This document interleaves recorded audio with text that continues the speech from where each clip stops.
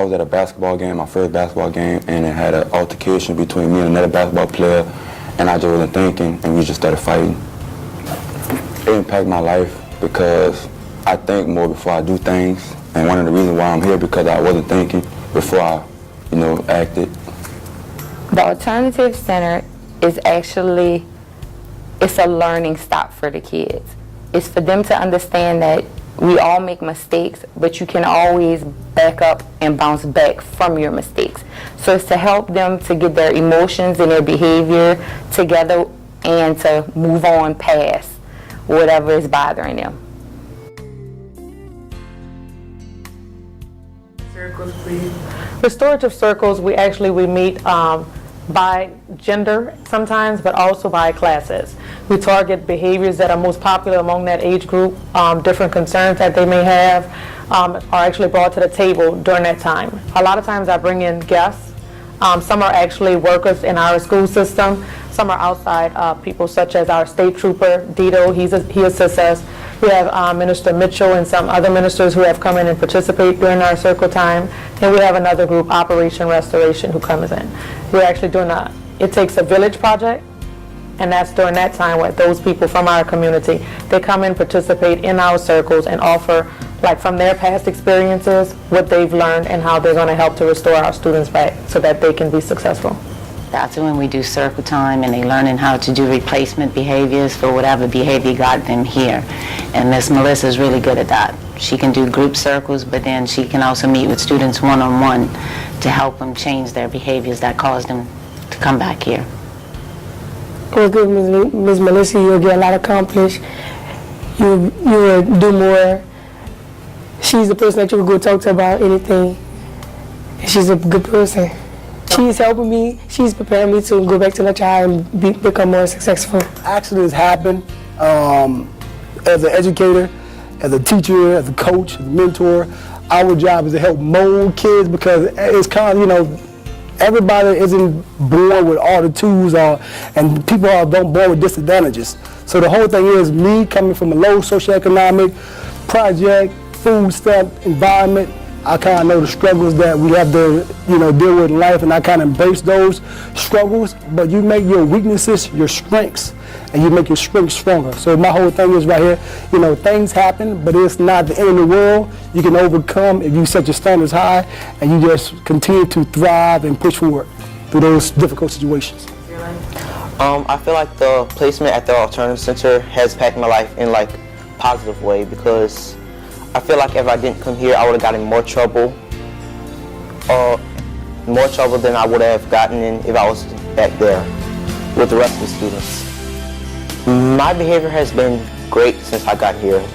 At first, I used to be all out of place. I used to be loud, obnoxious, but now I'm kinder, quieter, and I do my work better. My plan is just keep doing what I'm doing here. Just focus, worry about my work, nothing else, and that's all, study. Well, when I was growing up, that's why I went back to It Takes a Village. It wasn't just my mom and my dad that helped to steer me in the right direction. It was teachers, it was a lady down the street, it was aunts, uncles, it was the whole village. At that time I was Catholic, it was the priests, people at church. So we're trying to get that type of mentality back where it takes an entire village. We actually did a study, well not really a study, but looking into the numbers of young men from this area who are incarcerated or who were murdered. So we're trying to work on that to make sure we can change those numbers, minimize those numbers, and actually get our kids on the right track and get help for the parents who need support to make sure that their children are making the right choices. And that's where our careers come in line. Letting the children know there's something you can do. You don't have to be a straight A student to be successful. But finding their interest now, we have several programs here. We have cosmetology in the back. But some of our girls, I tried to get some of the boys interested, but they weren't. But they actually go back there on Fridays due to good behavior. They have good behavior throughout the week. We take them on the back working on careers and they actually get to do hair.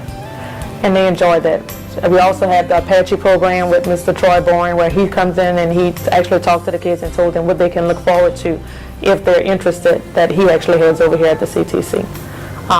We actually have another student. He found an interest, he wants to be a mortician. I contacted Treasures of Life. That's a local funeral home, And one of the workers there, one of the owners, Courtney Baloney, he's actually going to mentor this student, and he's enjoying it. It's a reality check.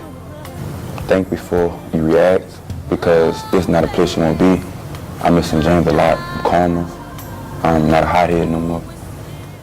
Every day is a new day, and every student can learn, just not on the same day or in the same way.